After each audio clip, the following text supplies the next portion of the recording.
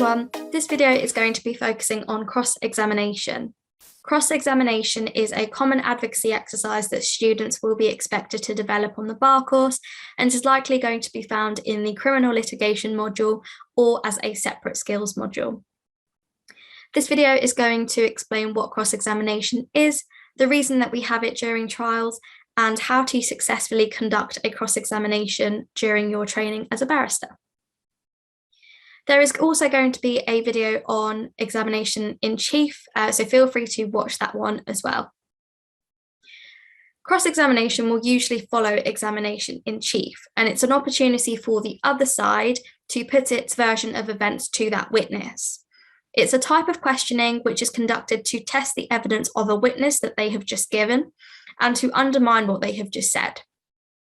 Remember to refresh your memory on the order of a trial at this point. So typically, examination in chief of prosecution witnesses will take place first, and this will be then followed by the defence cross-examining these witnesses. So how do we actually effectively conduct a cross-examination? So there are several things that as a student you will need to remember, and these can broadly be broken down into 4 categories. 1, questioning technique. 2, you need to undermine the witness's account. 3, you need to put your case to the witness.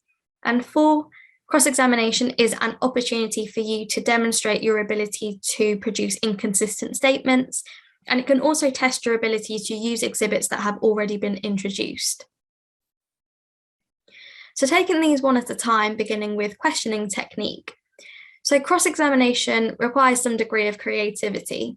And unlike examination in chief, cross-examination questions must be leading and closed. Leading the witness essentially means feeding them the response that you wish to elicit from them. And this is an effective way of undermining the witness. Leading questions might include, "You can't be certain of who you saw, can you?" Or, "You've embellished your story, haven't you?" It sometimes is acceptable also to ask non-leading questions, where to do so would be effective in the form of questioning, or where you simply wish to clarify or confirm something.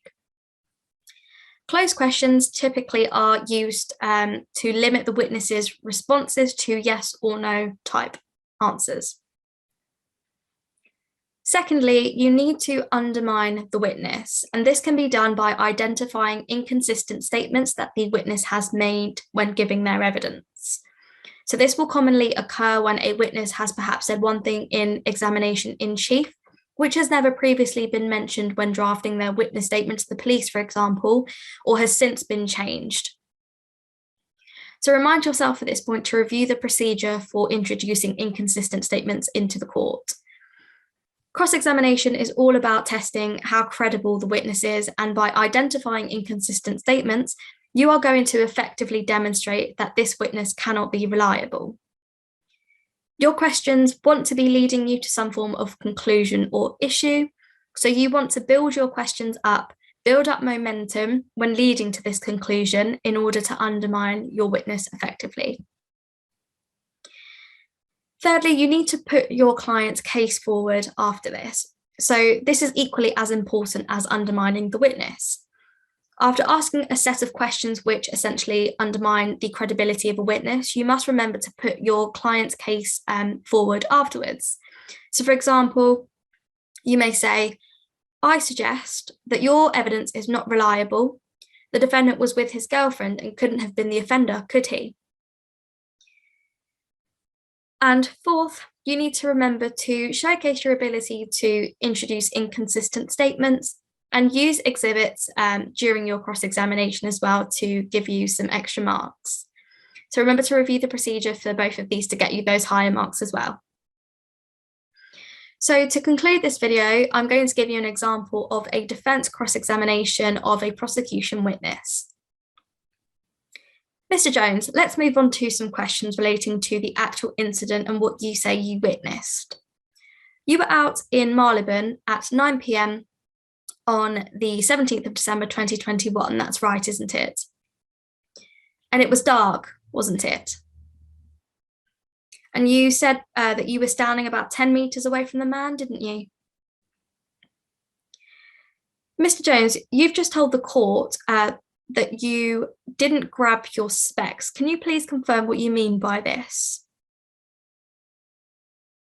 So you forgot to wear your glasses that evening, which control your short-sightedness. Everything would have been quite blurry then, wouldn't it? So it's possible, isn't it, given all of the circumstances, that you were mistaken about identifying the defendant that night. You were standing 10 meters away in the dark without wearing your glasses. You were wrong about seeing the defendant that night, aren't you? I suggest your evidence is not accurate, and in fact, the defendant was with his girlfriend that night, so he couldn't have been the offender, could he? So hopefully that example has given you an idea of what a cross-examination questioning might take the form as. And hopefully this video has been helpful generally with your cross-examination questioning technique.